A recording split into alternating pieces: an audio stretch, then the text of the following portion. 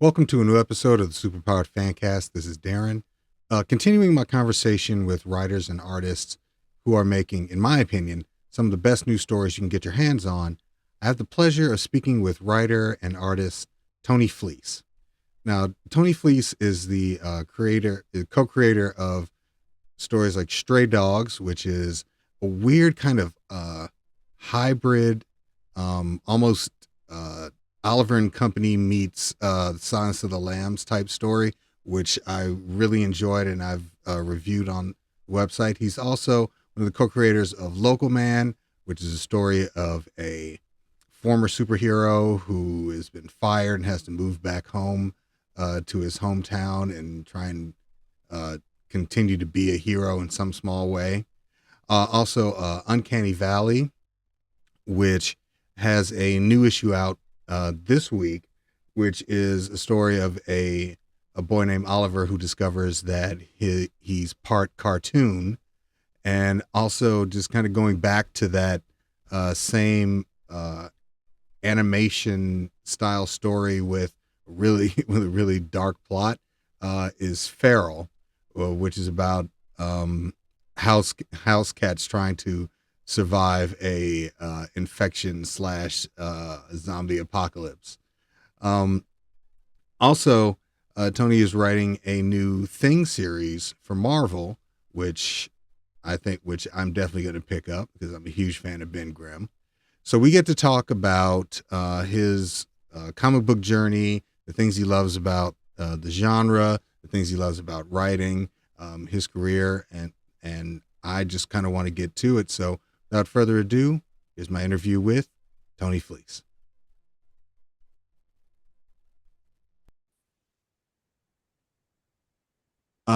Tony Fleecs, welcome to the Superpowered Fancast. I'm a huge fan. I want to thank you so much for being on.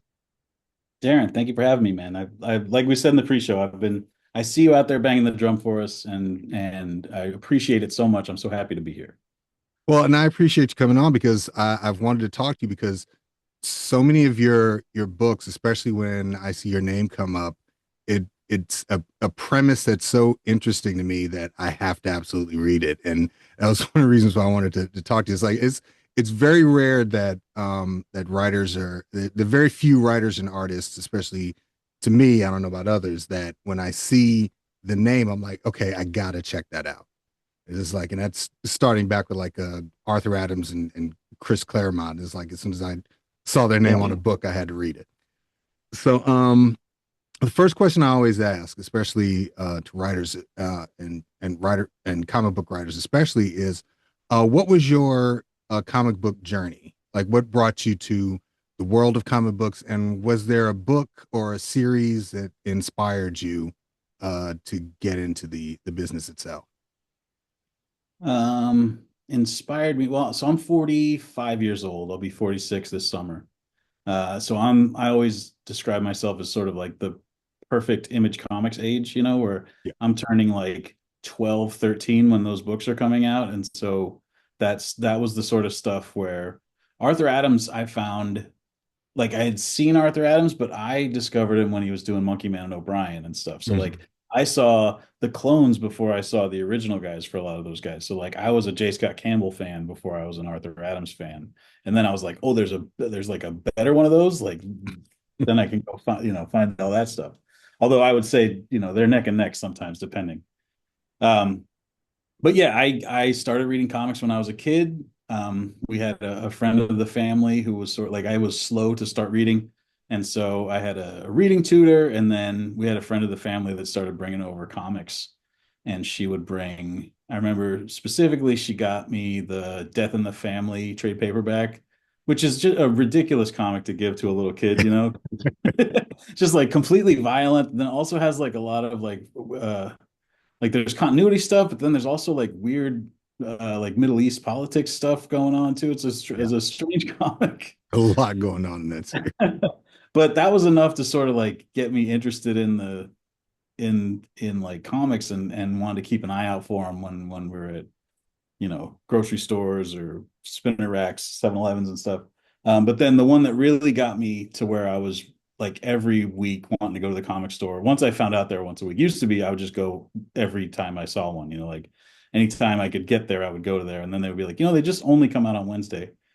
So then I was like, all right, well, I think they're sick of having me sit my whole lunch break in school in the comic store. Um, but it was Jim Lee's third issue of the X-Men, the last Chris Claremont issue, um, of the adjectiveless X-Men, obviously.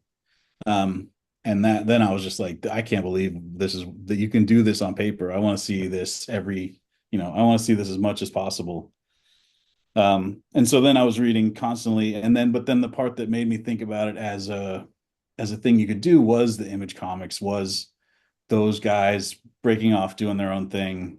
And it was so, I don't think there's ever been anything more documented in the history of comics. Wizard Magazine was sort of like blowing up, and they would tell that story every which way they could, and then now we're in the nostalgia age where there's like a documentary, and then like Liefeld has his podcast and Todd McFarlane has his documentary. Everybody has their own story with their own different, you know.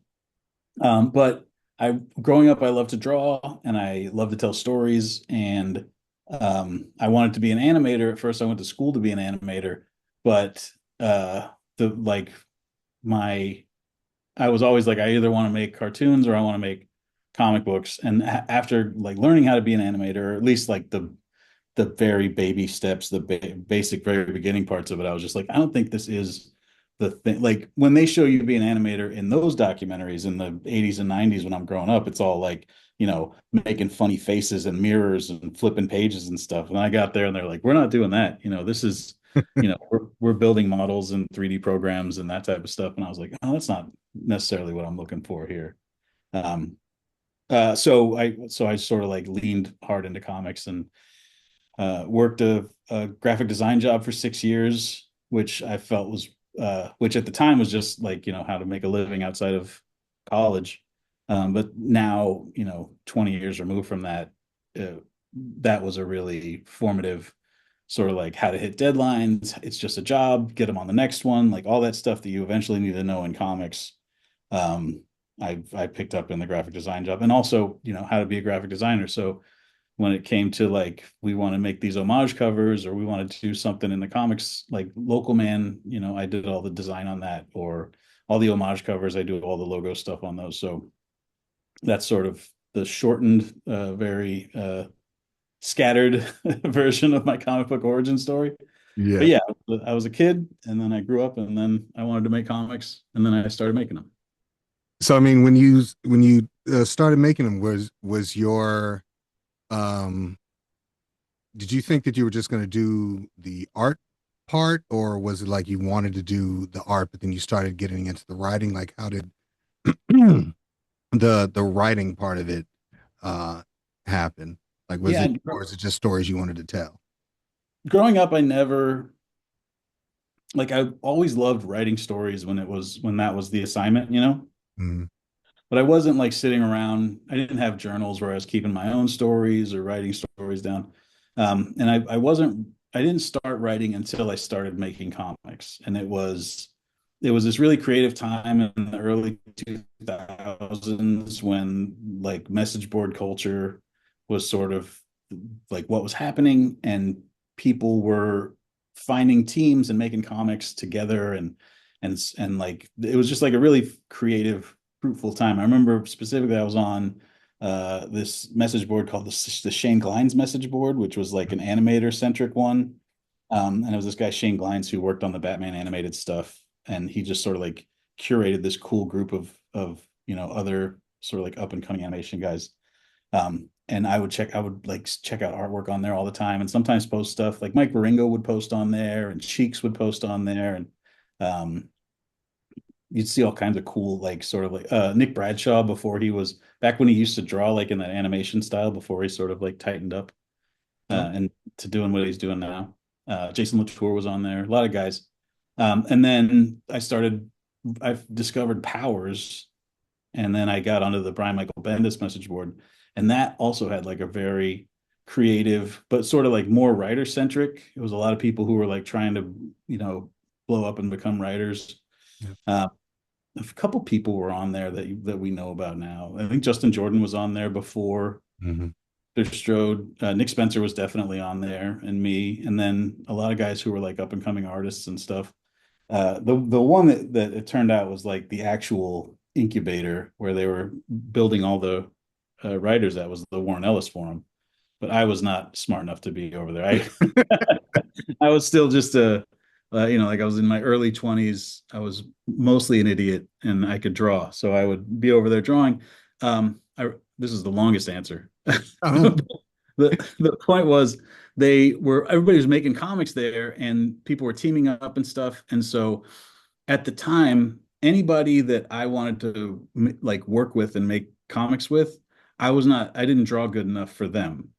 But anybody that wrote good enough for how I drew didn't seem worthwhile enough for me to spend time, because it takes a long time to draw something. right. So I was like, well, rather than spend time making somebody else's thing, I always tell stories when I'm out at a bar or when I'm at a party. I meet new people, they always go tell that story about, X, Y, or Z. And so I was just like, well, I'll just do stories about myself. And it was when like Jeffrey Brown was really big, and Craig Thompson was really big, and James Kolchaka, and then also Harvey Pekar was having sort of like a renaissance because the American Splendor movie was coming out around that time too. So it was just like a real creative time, and then also it was this autobio time. So I created an autobio comic, and that was sort of the first one where I sort of like did all the parts and figured out how you're supposed to put that sort of thing together, and really what got me into making comics. Yeah, and on that note, was it ever your intention to kind of work for one of the big two, or at that point the three, like Marvel, DC, Image? I know, like you, I'm 49, so I was definitely right in that that time period where I had been reading DC and Marvel, and then all my favorite artists were leaving and starting their own books. I'm like, well, I'm gonna follow them. Yeah, So yeah. was it when you got to that point where you're like, well, I want to work with them, or just I want to work with an established character or a character that you enjoy? Really, it was always about me making my own stuff for sure. I mean, maybe when I was very young, or like, a very young child or then a very young adult, I had ideas about like, oh, maybe maybe I'd do like a Marvel thing, or I always would say like, oh, I'd love to do like the New Mutants or something like that. But whenever I think about making stories, I would always think about my own stories, like my own characters. And so it's been only recently, like doing big two stuff, it's sort of like switching on a different part of your brain where it's like I still want to use all the same tools that I use to make my comics, but the thing that I'm building is different, and the way that it's sort of the box that it comes in is different, and the way that what you're making it for is different. Like it's all different, but you're still using the same sort of like storytelling skills and the same bag of tricks. So it's been an interesting not I wouldn't say transition because I'm still way more creator owned than I am, doing Marvel stuff. But it has been an interesting learning experience doing that, where it's just like, how do I, this thing that I feel very comfortable doing, making comics, how do I, or writing my own comics, how do I write somebody else's comics? It's been interesting. Yeah, and I've always found that interesting as well along those lines. Is that I tend to, when you get into the big two, I tend to, and maybe it's probably just me, but I tend to think about, well, I'm reading the character. I'm not Mhm. necessarily getting a writer's voice, unless very rarely. Like there'll be somebody that's like, okay, well, this feels like Jed McKay, or this feels like Right. this person here. But when I read things that you've written, I think that's the reason why I seek it out, because I'm like, okay, well, this, like, Tony has a style that I connect with, so I want to read Tony's books versus I want to read Tony's version of this. Yeah. Because I was just say, Well, I'll be really interested to hear what you think then of like the thing and of the other stuff that we have coming up with Marvel, because because I feel like my voice comes through, but also like so much of it is like, well, that's what Ben Grimm sounds like, you know. So like, Yeah. but I try to always have him, you know. I feel like he sounds like me a lot of the time too. So maybe my voice will come through. I'm definitely interested to hear how that plays.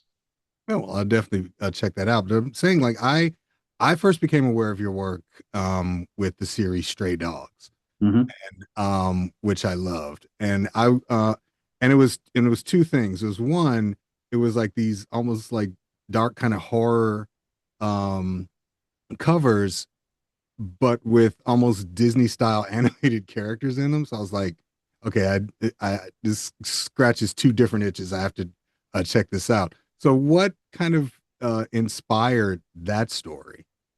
Like, Well, like the vibe of it, like the dark horror style with a Disney animated look, um, sort of grew out of just before Stray Dogs. I had worked for like 8 years at that point on just like a full-time artist on My Little Pony comics. yeah. And so I drew like 50 issues of that, and I did, hundreds of covers and also, like I ended up writing for the TV show. And so like I really lived in a My Little Pony world. I was doing like card games for them and novel cover, all kinds of stuff. And I loved that property and I loved making comics for kids. But there was part of me that was always just like, felt sort of boxed in by that, like, uh, um, there were like five or six of us who were like the main My Little Pony artists, and all of us sort of had this feeling that like, um, these aren't the kind of, even as kids comics, these aren't the comics that people take seriously, you know. And then there's always like this sort of like, people say like, oh well, that's cartoony, I don't really like when art gets cartoony and stuff like that. There's still that out there, even after, Scotty Young's a millionaire from just drawing the cartooniest shit for 20 straight years. um but there is that vibe that's out there, that it's not a criticism. It's just like it's just like a way people feel. And I always thought like they don't understand what you could do with these things, because I sort of had an innate idea of just like this.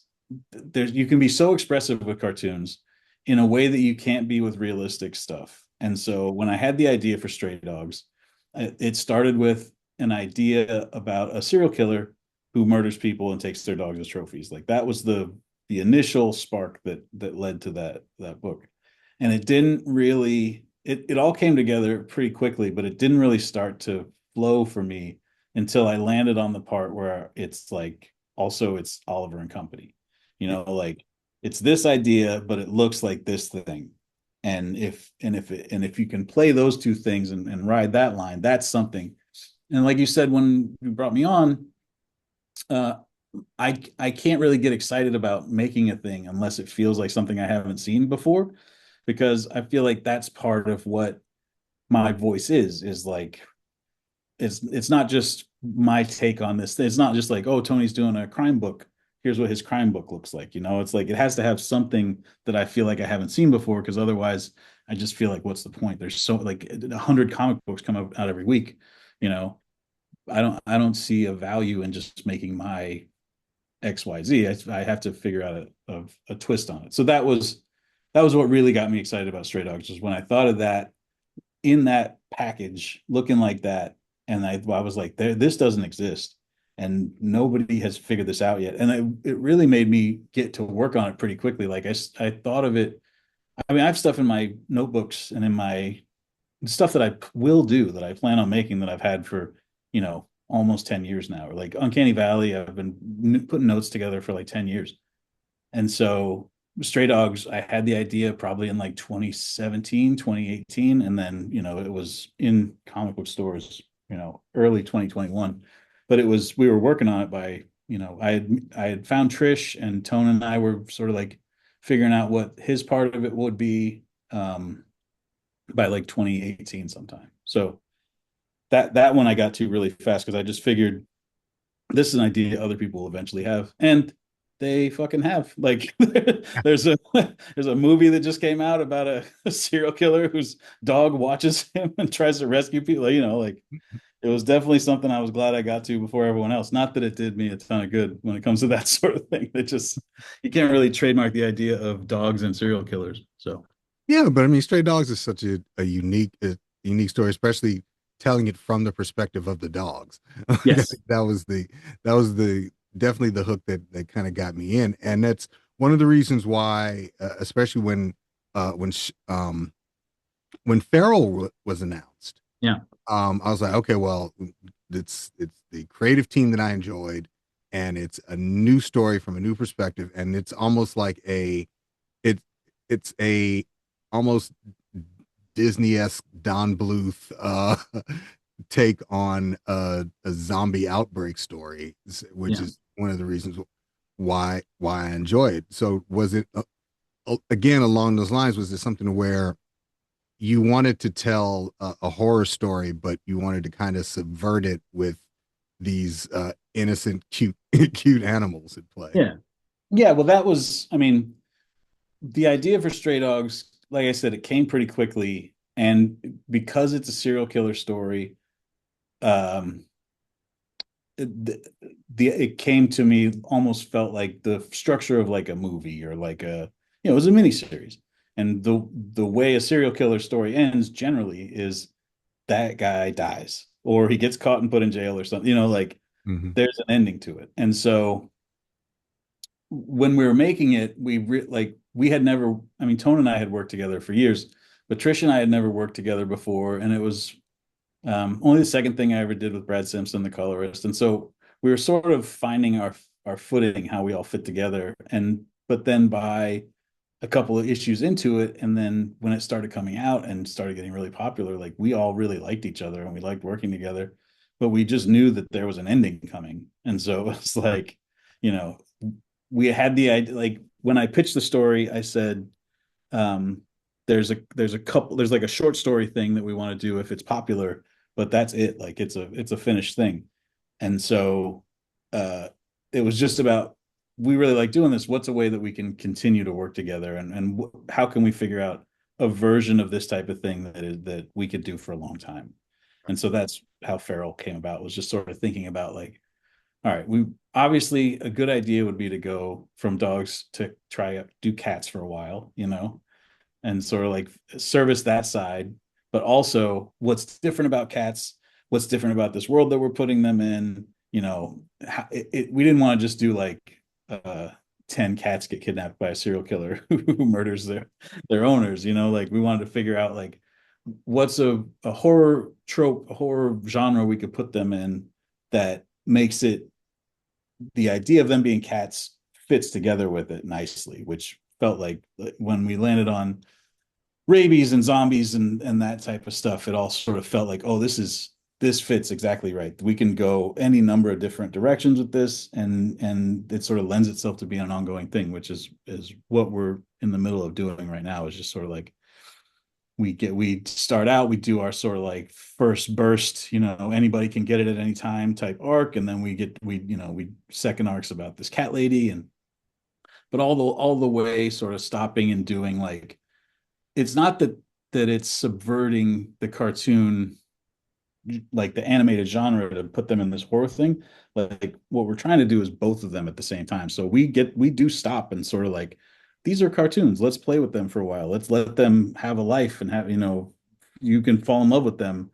And then that will, make it even more brutal when we Yeah. eventually have them get their head bit off or whatever, horrible stuff we end up doing to them. Yeah, big ups to my man Patch. Um, All right. so, yeah, R.I.P. Patch.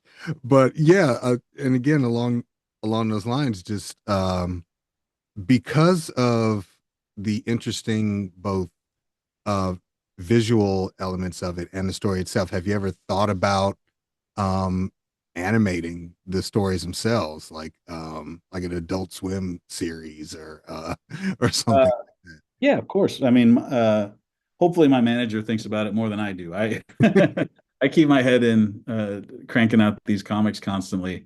But we're always talking about, we have a meeting later this week, I think, with some people talking about it. And there's always talks going on, but it's Hollywood is, as crazy as the comic book industry seems to be right now. Hollywood, I think, is going through even worse. So it is not the it's been interesting because it's not the best time to have like a, how, like I said, I have to have it be completely different and weird for me to get excited about it. Yeah. They don't get excited about that shit at all. They want it to be like the thing that they already can sell and already have. So it's people get psyched about it when they see it, but then they immediately start going like, all right, how do we sell this? How do we, you know, which is something that Image knew right away that they could do, which is one of the things I love about them, is that they just saw it and they were like, oh yeah, absolutely, we can do that. Mhm. And what is the I guess along the lines of what has been kind of the reception you've received from other people regarding like um Feral and kind of the world of that story. Like does From that readers, yeah.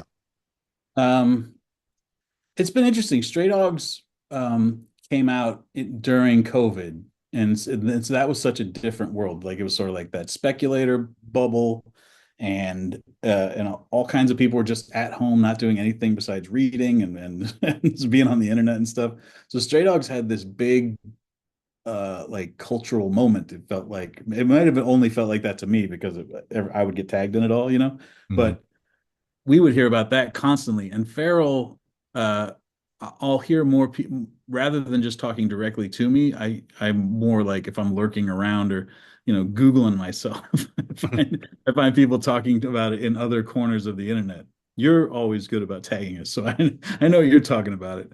But and then when I talk to shops, I know that they're selling it, and I know that like they talk about it in their shops, and um, so it's been interesting. Stray Dogs, I feel like we were sort of in the middle of the conversation, Yeah. and Feral seems to be a conversation that just in the same way that like social media is splintered and everything else is splintered, it's happening in like little cells and pockets all over the place. Yeah. You're Hopefully, on. Oh yeah. Go ahead. about Well, you're on this week as this episode will come out this week, but you're on issue 12 of Feral right now. yeah. And I'm loving where it is because it's almost it's a great slow burn where you introduced you introduced something. I'm not trying to spoil it for people that haven't read it. I'm just and in fact I'm recommending anyone that's listening to go ahead and read it.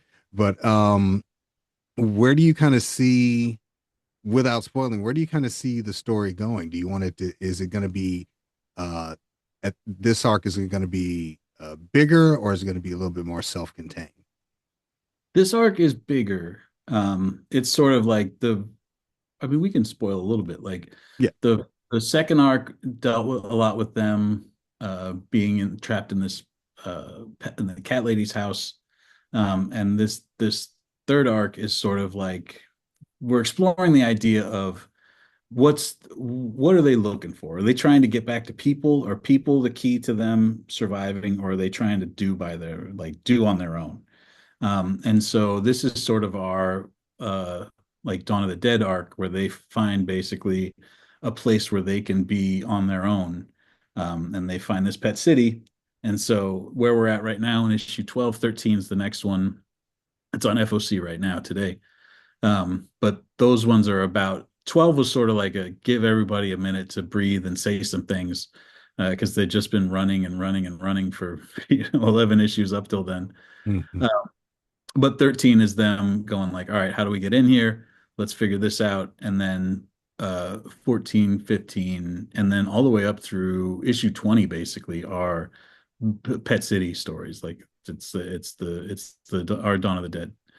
Um, and so that's sort of like where the story's going right now. Like what happens inside there, what's different inside there, and uh what sort of stuff can we get into that's scary when it's not just, you know, every page turn we have a rabid raccoon or something show up, or all of a sudden it's just like a rabid wolf attacks them out of nowhere. Like I feel like you can only get so far on just doing that. You have to sort of like stretch a little bit and figure out like, all right, what are some other things that are scary? What are some other situations to get them in, especially how vast the like just zombie storytelling is, and how long we want to go on for the series, this doing this one and sort of getting to do like Dawn of the Dead was like my I saw them in order, but when I saw Dawn of the Dead, like that was the first time I'd ever seen like gore like that or blood like that or even like the social commentary.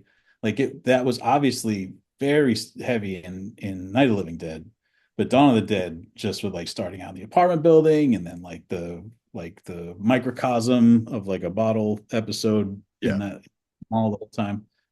Uh, so yeah, that movie is very big for me. And so like it's this is we're not doing a remake of that, but just sort of like my let's get them to the mall and what happens in the mall sort of situation. So that's what we're doing up until issue 20. Then issue 21 is going to be a real special issue, and then issue that arc after that is going to be bonkers. So we have plans for we're planned all the way out, but we have exciting plans for the next, I guess as many issues in as we are right now. Like we're about halfway to uh where things really go crazy. Well, and I'm glad you made that connection because that was definitely the vibe that I got. The Dawn of the Dead one, because Dawn of the Dead, Day of the Dead, they were my introduction to Yeah. to Romero, and then I kind of went back and watched the other ones. But so I'm definitely looking forward to that area of the story. But I also want to talk about again because when I see your name on something, I pick it up. So I so local man. And I think you almost kind of answered the question already when we were talking about Image Comics, because I was gonna ask like kind of revisiting that 90s era of comics, like was that um something you wanted to do, and then you wanted to kind of take one of those characters and say this is what happens when you take all the flash and pocket and pockets away and just kind of put them back in the real world. Like what was kind of the idea behind Local Man? Well, that one, Tim Seeley, my co-creator on that book, came to me with he had the name and he knew he wanted it to be about like a 90s Image Comics super team. Uh, and a guy, I don't know if he was going back to his hometown, but then from there it was sort of like we sort of like really got together and figured out what it was together, figured out who the team was and what Mhm. the I remember when it was first starting, like we were kicking all these ideas around, and Seeley was like, "What if they're like monster team? Almost um, like Wetworks, Yeah, where Wetworks fought like werewolves and vampires and stuff." And I was like, "That's we we need to do like if this is like our Astro City for Image Comics, hmm you got to do the archetypes, and the archetypes are every team has like a big guy, a knife guy, a psychic hand lady. There's all these. There's a every team has like there's a gun guy and there's a yeah, cyclops guy, and so we sort of like then figured out like okay, well let's put together our team of that. And Tim had a bunch of characters that were like he was always coming up with superheroes when he was a kid, and so he has all these kids characters that are from when he's a kid, which I loved because that's like what the original Image comics were. Like that's what Spawn is, that's what right. Savage Dragon is. Rob Liefeld was drawing Youngblood samples when he was like 16 years old. And so that was that was sort of how that came about. What really got me excited about it was when we started talking about it, and we were talking about it's like a Vertigo comic that takes place in an Image Comics world, and trying to figure out what that was. But then what actually got me excited about it, and um, it's the one of the few times where it was like an emotional thing, but it was also during COVID, and it was also during like I was going through a divorce, and it was like lockdown and the 2020 elections going on, and all this. So it was just hmm like dark time, and we just were talking a lot about like what this character is and what he's sort of like. He's not a great dude, but Yeah, he's lost a lot, and he's dealing with that, and he's trying to figure out like can he be a great, like can he let's start take somebody at rock bottom and see if there's anywhere lower to take him, and also like see if he can build something out of that, see if he can become something better than what it was, and without doing all the, like, we never wanted to make fun of Image Comics. My like plan with that was, or not plan, but like the idea behind it was the Silver Age and Golden Age superhero stuff. If you look at it, there's like a silliness to it, Right.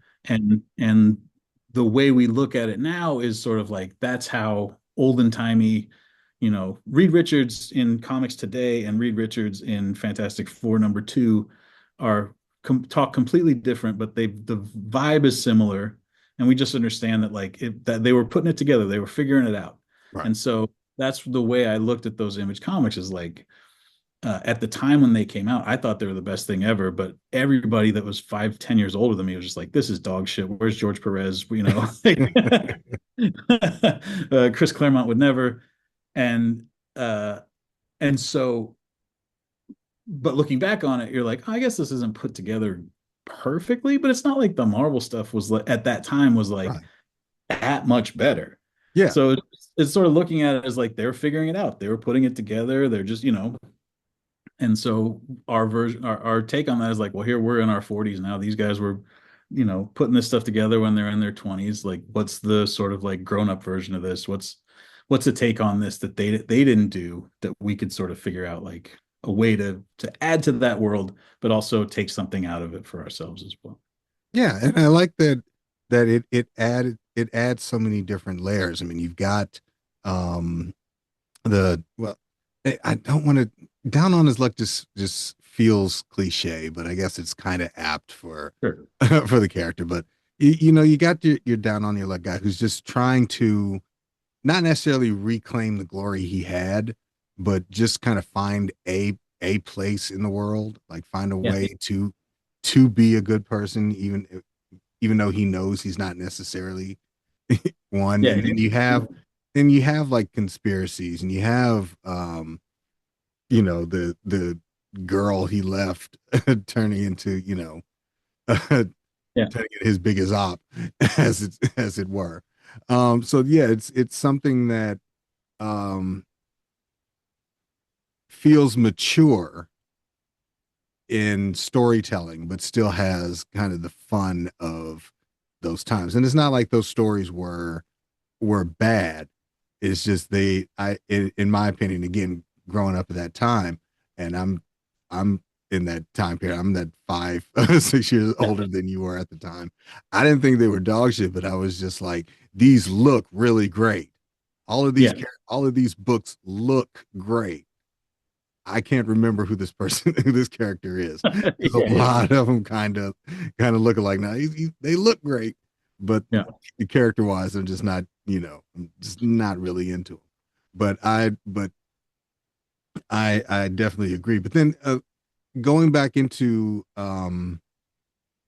different styles of media and storytelling, that almost kind of leads me into Uncanny Valley, because you're almost kind of in the same venue where you're having a real world story with these fantastical elements from almost like I hate to throw it, I'm just gonna say it, kind of like a hybrid Roger Rabbit kind of Yeah. feel, where you got a kid who discovers he's a that he's half, well, not half, but part tune, and Yeah.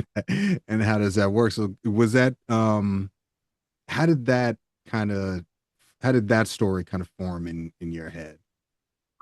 That was from, um, and it was really interesting working on that and Local Man at the same time when I was, because like all these stories, cross over a little bit. Like I was writing Uncanny Valley stuff and Stray Dog stuff, in the same time, and then I worked on Local Man all the way through, or Uncanny Valley all the way through Local Man, and so there were Mhm. times where it's like Jack doesn't think it's crazy that like Shadowhawk or Spawn exists or whatever, Right. uh, but Oliver in Uncanny Valley does think it's crazy that his grandfather Pecos Pete exists, or that Mhm. Mickey Mouse is real, or whatever, like all these things that he learns in the course of this. Um, but that came from, uh, a lot of my ideas come from, I'll see something and I'll either I'll see something where I think it could have been better and I would have done it like this, or I just think like, oh, I never would have thought to do it that way. I would have done it like this. And Uncanny Valley is definitely one of those. It was I'd reread Planetary, and I was thinking about how they built this, about how John Cassidy and Warren Ellis built this pulp genre world that exists like just under the surface of our world. Right. And if you know where to look for it, you can go find, like Hong Kong bullet ballet and kaijus and Hmm. superheroes and all this stuff that we think is just like pulp. And so I thought like that's cool. What if that's cartoons? And like is what if there's a cartoon world whose history ran right alongside ours, and when it was, prehistoric times was like the Flintstones, and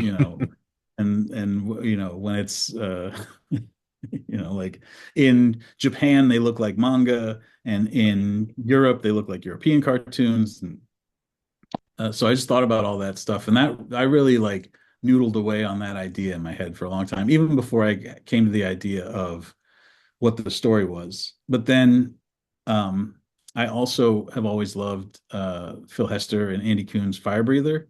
Yeah.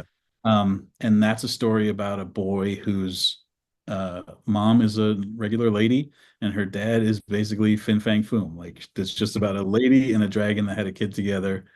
And in the comic, they never get into it. Like they never, there's no, Yeah. they don't even close a curtain or anything like that. There's no love scene. There's no nothing. It's just this happened one time, moving on. And then Hmm. you get to tell this story about this kid who's like different, and how he feels like an outsider because he is an outsider. And so I was like, that fits together with this cartoon idea that I had. What if there's a kid who finds out that he's part cartoon? And then I started thinking about well, why wouldn't he know already? And then it's like, well, his grandpa wasn't around. Well, how come his grandpa wasn't around? Well, he's estranged from his mom. And then it's about like, well, why is that? And so that's sort of like, that was one that I noodled on for a long time. Like I said, I've been thinking about it and writing notes down and writing scenes and drafts and that for like over 10 years. And Dave just sent in the final artwork for issue 10 last week, the finale. And it's stuff that I envisioned 10 years ago, and it's like big, like the finale of this thing is uh I love a finale. Like I love a last episode of Buffy, Avengers Endgame, and I felt like this I want this to be my big finale. And man, he went crazy on it. It is for sure. So but yeah, that's basically where that story came from. Like uh growing up being a kid that loved comics and loved cartoons, obviously so much of my stuff sort of leans on, boy, this guy loves animation, but not in the sort of way where like I have friends who love animation and they just want to work on like Darkwing Duck or work on, Disney comics and stuff. And I'm because so much of my fundamental comic book years were watching all my heroes make their own stuff. I always think like, all right, I want this to be like animation, but what's my version of it? What's the one where I own it and nobody can tell me what to do? Right. And the collaboration process on that is like um when you're writing the character, are you kind of describing what the animated characters look like, or are you giving that to Dave and just kind of saying, "Hey, what's your take on this?" Um, I mean, so many of them are like they're so close to I mean, Pecos Pete is, I'm sure in the script it just said like his grandfather looks like a Yosemite Sam, or uh like as if these were, different people look like a different, like if somebody were telling an artist to draw me, they would be like, it's sort of like a Tom Segura, like that, you know. Yeah. So I'm sure it said something like that in the scripts. But there were other times where it was like this character is a cartoon goat or this character, and so much of what Dave's been doing on in this book though is sort of like leaning on um designs and on like styles of animation, and so that so all of them look familiar to you when you see like this is the real world, and then these characters look like, oh, that one looks like he's from a Silly Symphonies, and that one looks like he's from like a Warner Brothers cartoon, or this one looks more Hanna-Barbera, you know. So he's that I don't describe down to a T like that. It's just like when we had a bunch of animals that like there's a cartoon lion and there's a cartoon bear, and then it's up to him to figure out like which cartoon they're from. Okay. Well, I mean, so you've got the finale of Uncanny Valley coming up. You're deep in the world of Feral right now. Um, uh, is there any other stories that you're working on, you're germinating, or you want to talk about? I'm hoping for more of the world of the local man. I don't know if I've seen any. I'm sure is going to continue because those arcs like always beautifully set up the next one. So I'm definitely into it. But are there any other um stories that you've got in the pipeline that you can tease or that you can talk about? I know you also said Uh, you're working on Thing for yeah, yeah, yeah. that I could talk about for sure. Me and Seely are working on another thing, a mini series that's not Local Man, that I describe as sort of fitting in between Stray Dogs and Feral and like Hack Slash, and so it's sort of like it feels like a very the sort of thing that we when we were making Local Man we're like, what would we do if we did something else? And so this is sort of like our version, or like Seely would always pitch me stuff and I would always go like, nah, or I have something that feels like that that I'm already doing, or but this one he was like, I have an idea, and he would just sort of pitch me vibes, like what if we did something that's like this and this, and then we sort of got into figuring out what it was. So we're working on that. That'll be probably end of this year, early next year, I would guess. Okay. But then yeah, otherwise it's just Feral is the main ongoing concern. And then I'm doing the Marvel stuff. I have the Thing comes out in a couple weeks, Thing number one. And then a lot of covers and stuff like that. And then I think that's it. And then Local Man, we're always putting together like what new Local Man would be when we come back with that. We're planning on doing more, but it's just a matter of like figuring out when and how and what's the best way to do it. But in the meantime, there's a big Local Man hardcover coming out in June. That's everything up to date, including every single cover and every single sketch and pinup and the original pitch, and I call it like a Criterion Collection hardcover because it has everything in it that you'd want to. If you had any questions about Local Man, they should all be answered in there. Gotcha. Um, One question I also like to ask writers, and I'm not asking specifics, but because I know you're writing a thing. Is there a character that you loved that you've always wanted to write and just haven't done yet, or is there like a pitch that's always kind of been germinating in your mind for a specific character, and what? And don't tell me the pitch, but kind of like the character. Like, who would be the character if you No, I had don't. if you had the opportunity to write that character? Who would it be? I don't think so. I mean, X-Men was always my big Marvel. Like that's what I was into at Marvel. That was the first thing that, like I said, made me want to collect comics every week. Mm. And so like I definitely have like X-Men. I have X-Men feelings more than I have X-Men. I don't have like a Right. dossier somewhere where it's just like, all right, here's what I do with Storm. Here's what I do with Wolverine, But like I'm working on some X-Men stuff right now, and it does feel sort of comfortable, just like the voice of it. In the same way that I said, like Mhm. when I write the Thing, it sort of feels like I'm writing me, but it also sounds like Ben Grimm. So like it feels comfortable in that in a similar way to that. But um yeah, I guess I would love to do like some X-Men something, but I always have been way more interested in how do I make my version of something? How do I make, my stories? And so anytime I would have had an idea that would have been like, this is my X-Men idea, I would have just made that Local Man, or I Yeah, would have something just else. Yeah. made that. Yeah. Well, Tony Fleece, if you wanted people to follow you on social media, where can they find you? Oh, I do. Uh, I want them to. I'm at Tony Fleece, Fleecs, on everything. I'm on Instagram. I'm on Blue Sky. I'm on Threads. I'm on TikTok.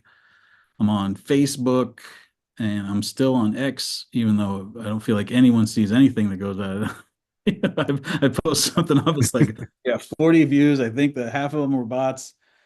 Uh, but I'm everywhere, just in case somebody's still lurking around someplace, and that's where they get their Tony Fleece news. I'm still on everywhere. I have a newsletter that is not I'm not super regular on, but if you want to know about like when new books are coming out or when I put new original art up on my website when I'm selling original art, that's at tonyfleece.com. You can sign up for my mailing list there and mail out stuff on when you're going to see new Feral, when there's new Feral trade paperbacks or anything like that. So those are the places you can find me. All right. Well, I'm definitely picking up the new issue of Feral this week. I would love to, at the end of this arc, I would love to kind of revisit it with you For sure. if you have the opportunity and if you have the time, I guess is Yeah. is the thing.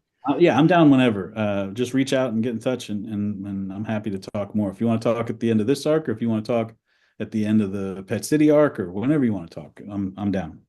I appreciate that. Tony Fleece, thank you so much for being on the fan cast, and I love to talk to you again. Darren, thanks for having me, man. Yeah, no problem. Once again, I want to thank Tony Fleece for being on the Superpowered Fancast. I definitely recommend you pick up all of the books that he's writing. I'm definitely going to keep reading them. I'm definitely looking forward to the Thing series from Marvel. You can find Tony on all of the socials at Tony Fleece, but you can also find me on Facebook at Superpowered Fancast, on X at Superpowered Fan, on Instagram, Superpowered Fancast. You can also find me on Blue Sky at Superpowered Fancast, and on TikTok as well. So for the Superpowered Fancast, this is Darren signing off.